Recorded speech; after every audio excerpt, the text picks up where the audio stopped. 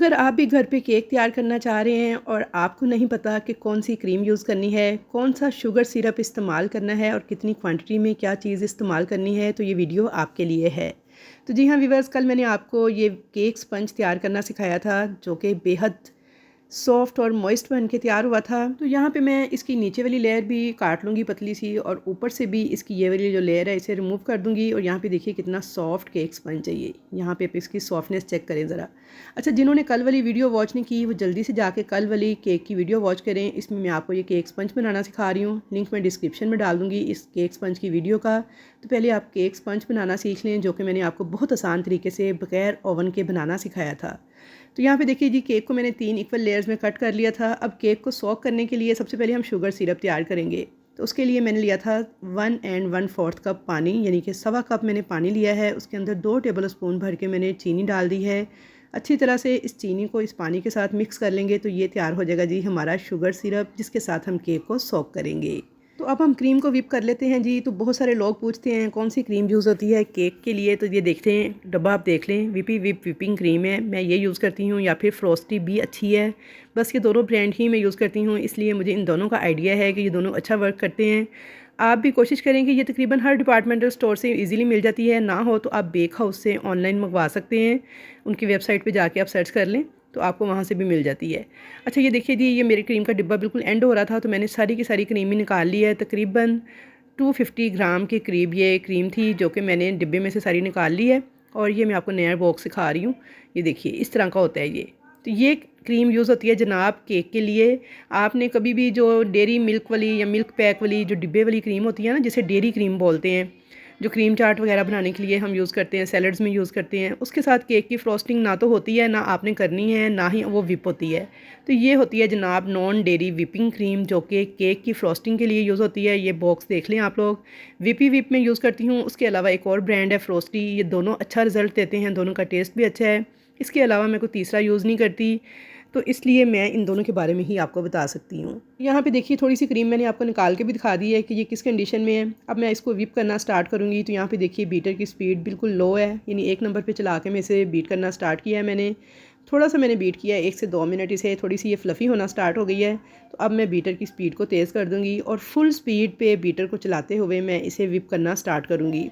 अच्छा, क्रीम के हवाले से बहुत सारे इश्यूज़ हैं लोगों के, मुझे बहुत ज़्यादा कमेंट्स आते हैं, डेली बहुत ज़्यादा डीएम्स आते हैं जी, क्रीम हमारी मेल्ट हो जाती है, क्रीम व्हिप नहीं होती, क्रीम पतली रहती है, क्रीम प्रॉपर हमारी फूलती नहीं है, केक पे लगाते हैं ठहरती नहीं है। तो बस आप कुछ ना पूछें कि इतने मसले मसाइल हैं ना इस क्रीम को लेकर लोगों के।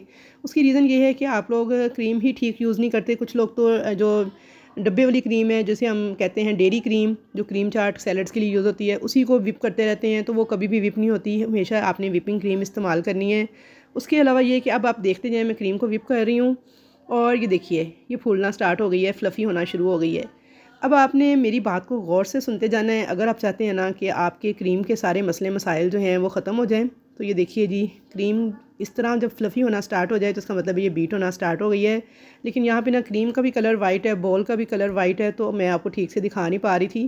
तो मैंने क्या किया है, मैंने बॉल चेंज किया है ताकि आपको आसानी से दिखा सकूँ कि क्रीम को आपने कितना बीट करना है, क्या टेक्सचर होना चाहिए इसका, क्या इसकी कंसिस्टेंसी होनी चाहिए, सारी चीज़ें ताकि आपको क्लियर हो जाएँ। इसलिए देखिए मैंने बॉल चेंज कर लिया है, ग्रीन बॉल में वाइट क्रीम जो है ना आपको प्रॉपर नज़र आएगी। अच्छा, आज की ये वीडियो थोड़ी सी लेंथी ज़रूर है, लेकिन इसके अंदर बहुत काम की टिप्स, बहुत काम की बातें हैं जो मैं आपके साथ शेयर कर रही हूँ। एक्चुअली ये मैं बेकिंग क्लास दे रही थी, तो उसी क्लास के ऊपर ही मैंने वॉइस ओवर करके आपके लिए वीडियो रिकॉर्ड की है, ताकि क्रीम से मुतल्लिका जितने भी मसले मसाइल हैं ना सारे वो आपके ख़त्म हो जाएँ। तो इतनी डिटेल से शायद ही कोई बताता हो जितनी डिटेल से आज की वीडियो में ना मैं आपको बताना चाह रही हूँ, ताकि मेरी यूट्यूब फैमिली और मेरी तमाम बहनें जो कि घर पे बच्चों के लिए केक बनाना चाह रही हैं, उनके सारे मसले हल हो जाएँ। क्रीम से मुतल्लिका या केक से मुतल्लिका जो भी प्रॉब्लम्स उनको आ रही हैं ना, वो सारी ख़त्म हो जाएँ और वो ईज़िली घर पे बेकिंग कर सकें और बच्चों के लिए केक्स वगैरह बना सकें। तो कुकिंग के साथ साथ बेकिंग भी आपको सिखानी है, तो इसलिए आज की वीडियो बड़ी डिटेल से है, तो लास्ट तक वॉच कीजिएगा। छोटी छोटी टिप्स हैं जिन्हें आपने लाजमन फॉलो करना है। अच्छा, यहाँ पे देखिए फुल स्पीड पे बीटर को चलाते हुए मैं क्रीम को व्हिप करती जा रही हूँ। यहाँ से मैंने वीडियो को स्किप बिल्कुल नहीं किया ताकि आपको अच्छी तरह से समझ आ जाए। तो जनाब यहाँ पे ना मैं आपको बताना ये चाह रही थी कि बहुत सारे लोगों का बीटर जो है ना डिफरेंट तरह का होता है, किसी की वोल्टेज कम होती है, किसी की ज़्यादा होती है।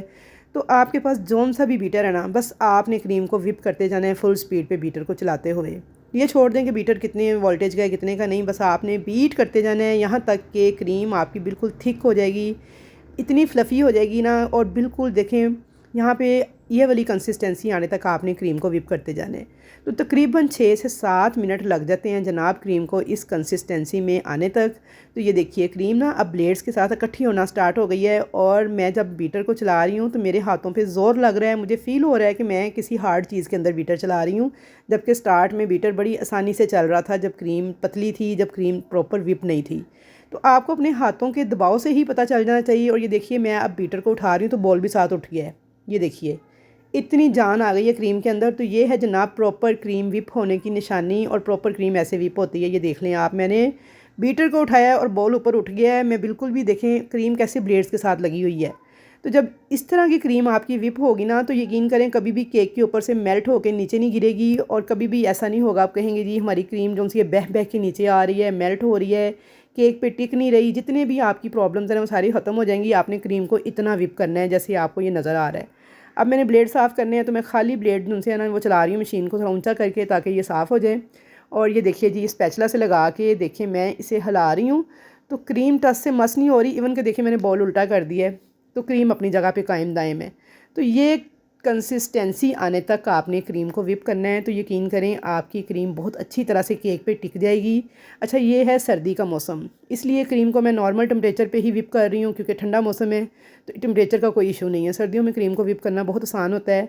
और देखें क्रीम को फ्रीज़र में हमेशा सेव करते हैं, लेकिन जब मैंने केक पे लगाना था तो मैंने क्या किया, इसे 2-3 घंटे पहले निकाल के मैंने फ्रिज के नीचे वाले खाने में रख दिया था, ताकि ये नॉर्मल टेम्परेचर पे आ जाए, मेल्ट हो जाए, सारी इसकी आइस क्रिस्टल्स वगैरह ख़त्म हो जाएं। उसके बाद मैंने आपके सामने क्रीम को निकाला है और विप कर दिया है। लेकिन यही क्रीम जब आप गर्मियों में विप करेंगे तो उसका तरीकाकार थोड़ा चेंज होता है, क्योंकि गर्मियों में गर्मी बहुत ज़्यादा होती है, क्रीम मेल्ट हो जा रही होती है, तो उसके नीचे बर्फ़ का बॉल रखना पड़ता है। तो वो मैं आपको गर्मियों में ही बताऊँगी कि किस तरीके से आपने गर्मियों में क्रीम को विप करना है। तो यहाँ पे देखिए जी क्रीम को मैंने पाइपिंग बैग में फ़िल कर लिया था। एक केक बोर्ड लिया है, उसके ऊपर थोड़ी सी क्रीम अप्लाई कर दी है, और केक की फ़र्स्ट लेयर को रख के मैंने शुगर सिरप जो तैयार किया था उसके साथ सोक कर दिया है। तो बहुत ज़्यादा भी केक को सोक नहीं करना और बहुत कम भी सोक नहीं करना, बस देखिए चम्मच के साथ आपने इस तरह थोड़ा थोड़ा करके डालते जाना है कि सारे का सारा केक आपको ना गीला गीला सा नज़र आने लग जाए। तो बस इतना ही आपने केक को सोक करना है। तो यहाँ पे देखिए उंगली से मैंने प्रेस किया है ना, तो बिल्कुल देखिए हल्का सा मुझे अपनी उंगली गीली फील हो रही है। तो बस इतना आपने सोक करना है केक को, इतना ज़्यादा सोक नहीं करना कि आप उंगली से प्रेस करें तो पानी निकल जाए।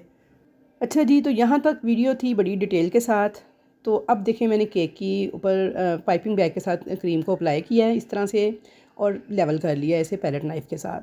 थोड़ी सी मैंने सॉस डाल दी थी कैरमल, और इसको भी मैंने अच्छी तरह से लेवल कर लिया था, और केक की दूसरी लेयर मैंने इसके ऊपर रख दी है। तो व्यूअर्स आज की वीडियो डिटेल के साथ है, लेकिन देखें वीडियो बनाने का मकसद ये है कि आपको कुछ समझ आए, जो वीडियो देखे वो कुछ सीख के जाए। अगर मैं तेज़ आपको सारा कुछ बता दूँ, ये डाला वो डाला, ये लगाया वो लगाया, तो यकीन करें आपकी कुछ भी पल्ले नहीं पड़ेगा, आपको कोई समझ नहीं आएगी कि मैंने क्या लगाया है, क्या किया है।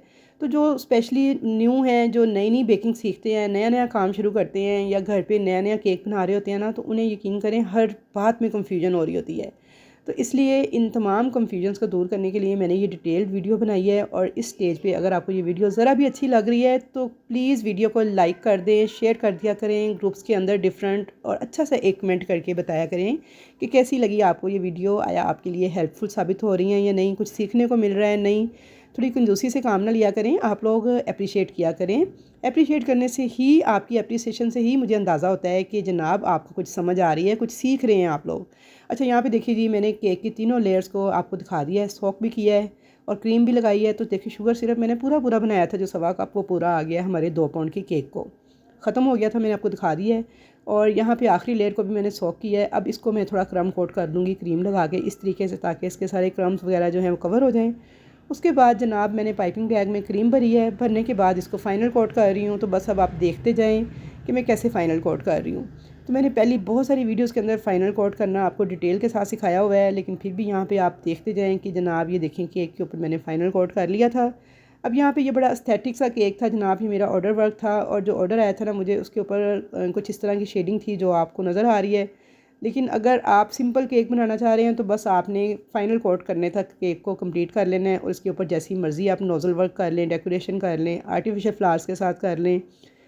तो मैंने यहाँ पे देखें जी, यहाँ पे कुछ इस तरह से क्रीम जो ग्रे कलर था, ब्लैक कलर का जो कलर था जेल फूड, उसे शामिल किया था क्रीम के अंदर, तो ये ग्रे कलर आ गया था।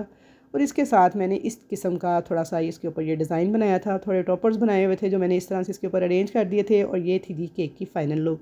आई होप कि आपको समझ आ गई होगी कि मैंने केक की फ्रोस्टिंग किस तरीके से की है। तो बेसिकली आपको सिखाना था क्रीम को व्हिप करना और केक के ऊपर अप्लाई करना।